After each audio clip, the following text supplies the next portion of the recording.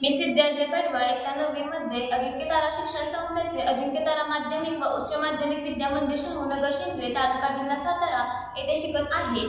विकसित भारत बिल्डेथॉन या संकल्पनेसाठी आमच्या शाळेमधून biogas to bio CNG model आम्ही सादर करीत आहोत। आपल्या देशातील इंधन खर्च पाहता ही संकल्पना आम्हाला सुचली। अपारंपरिक ऊर्जा स्रोत हा नेहमी समाजोपयोगी असतो, त्यासाठी आमच्या शाळेच्या परिसरात असणारा अजिंक्यतारा सहकारी साखर कारखाना आम्ही थोडासा अभ्यासला असता मला ही संकल्पना सुचली।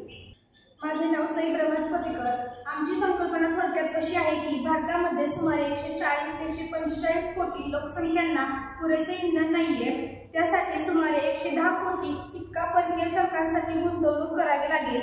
महाराष्ट्रामध्ये सुमारे 200 कारखाने आहेत, त्यामधील 110 डिस्टलरी आहेत व 75 बायोगॅस प्लांट आहेत। तसंच प्लांट आमच्या शाळेतील परिसरामधील कारखान्यामध्ये सुद्धा आहे। हे आम्ही अभ्यासून पाहून संकल्पना सादर करत आहे। मी तन्वी दिलीप शिंदे। मी आज आपल्याला बायो सीएनजी बद्दल थोडक्यात माहिती सांगणार आहे। प्रत्येक कारखान्यामध्ये इथेनॉल निर्मिती होते। या इथेनॉलमध्ये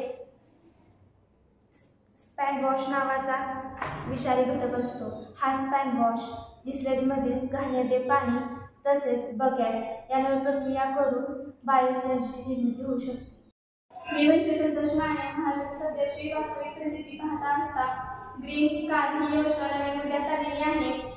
माननीय प्रधानमंत्री श्री मोदी यांच्या मिशनद्वारे 27 विकसित भारत व आत्मनिर्भर भारत या योजनेच्या पूर्ततेसाठी वाढणारे रहदारी व इंधन स्रोतांसाठी बायो सीएनजीची गरज असते। बायो सीएनजी हा निर्माण करताना त्याच्यामध्ये 98% प्युअर कॉम्प्रेस्ड मिथेनचा वापर केला जातो।